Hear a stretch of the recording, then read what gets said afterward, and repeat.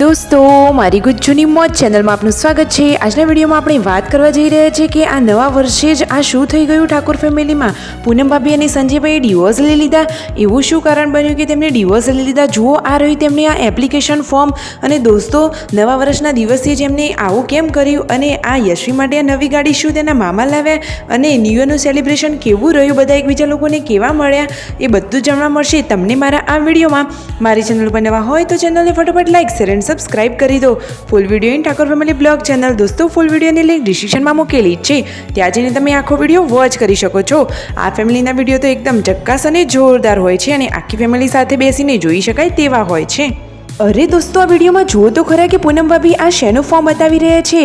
આ તો તેમના છૂટાછેડાનું ફોર્મ છે અને એના ઉપર પૂનમ ભાભી અને સંજયભાઈની સાઇન પણ કરેલી છે। જુઓ, પૂનમ ભાભી તો રડવા લાગ્યા અને કહેવા લાગ્યા કે બેસતા વર્ષના દિવસની તો રાહ જોવી હતી, એ દિવસ પૂરો થાય પછી ડિવોર્સ આપવા હતા। જુઓ, એ સંજયભાઈ જોડે વાત કરી રહ્યા છે। દોસ્તો, એમના હાથમાં તમે નજીકથી જોઈ શકો છો કે છે શેનું ફોર્મ? આ છે ડિવોર્સ એપ્લિકેશન ફોર્મ। તમને યકીન નથી થતું તો જુઓ, પૂનમ ભાભી નજીકથી આ વિડીયોમાં તમને બતાવી રહ્યા છે। તમે વાંચી શકો છો કે લખેલું છે ડિવોર્સ એપ્લિકેશન ફોર્મ અને નીચે આ બંને જણની સાઇન પણ કરેલી છે। તો શું દોસ્તો, ફાઇનલી તેમના ડિવોર્સ થઈ ગયા? અરે દોસ્તો, પૂનમ ભાભી તો રાકેશભાઈને કહે છે કે હવે તમે મને ભાભી ના કહેતા, અને સંજયભાઈની સાથે તો જુઓ તેમનો ઝઘડો। અરે આ તો એકદમ ક્યુટ કપલ અને રોમેન્ટિક કપલ છે। તેમને લડતા પણ વાર નહીં અને એક થતા પણ વાર નહીં। જુઓ, આ લડી રહ્યા છે। શું સંજયભાઈ તમને મારી રહ્યા છે? અરે ના દોસ્તો, આ તો ખાલી મસ્તી કરી રહ્યા છે।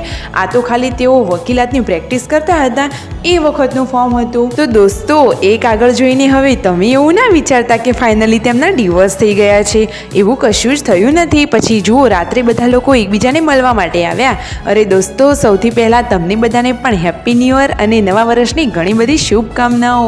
જુઓ, અહીંયા બધા એકબીજાને ભેટે મળી એટલે કે એકબીજાને ગળે મળી અને ન્યૂ યરની શરૂઆત કરી રહ્યા છે। જુઓ તો ખરા દોસ્તો, બધામાં કેવી કેવી પરંપરા હોય છે, કેવા રિવાજો હોય છે। હાથ મિલાવીને હેપી ન્યૂ યર કર્યું અને જે મોટા લોકો હોય તેમને પગે લાગવાનું અને સરખા જેવા હોય તેમને ભેટીને મળવાનું। જુઓ, રાકેશભાઈ શિલ્પા ભાભી સાથે હેપી ન્યૂ યર કરવા માગે છે પણ એ તો હાથ જ નથી આપતા। પછી તેમને ભૂરી ભાભી જોડે, ઉષા ભાભી જોડે, બધા જ લોકો જોડે હેપી ન્યૂ યરનું સેલિબ્રેશન કર્યું। અને દોસ્તો, વિડીયોમાં જુઓ તો ખરા, બચ્ચા પાર્ટી પણ એકબીજા સાથે ભેટે મળી અને હેપી ન્યૂ યરનું સેલિબ્રેશન કરી રહી છે। બધાએ એકબીજાને સરસ મજાનું વિશ કર્યું અને શિલ્પા ભાભી તેમના જેઠશ્રી એટલે કે સંજયભાઈને પગે લાગ્યા। અને આ નાની લાડકવાઈ યશવી જુઓ, પૂનમ ભાભીને પગે લાગી રહી છે। એ તો તેમના કાકી થયા ને। તો જુઓ, તે પણ ખુશ થઈ ગયા। હવે યશવી કોના જોડે આશીર્વાદ લેવા જઈ રહી છે? તો સંજયભાઈ જોડે પણ તેને આશીર્વાદ લઈ લીધા। અરે દોસ્તો, હવે કોનો વારો આવ્યો? તેમના માસી એટલે કે પાર્વતી ભાભી। તો જુઓ, તેમને પણ પગે લાગી અને પાર્વતી ભાભી ખુશ થઈ અને યશવીને તો સરસ મજાની વાલી કરવા લાગ્યા। પછી તે તો રણજીતભાઈને પગે લાગી અને રાકેશભાઈ અને પૂનમ ભાભી પણ એકબીજાને ગળે મળી અને નવા વર્ષની શુભેચ્છાઓ પાઠવી। અને જુઓ, સંજયભાઈ પણ તેમના પિતાને સાલ મુબારક વિશ કરી અને આશીર્વાદ લઈ લીધા પગે લાગીને।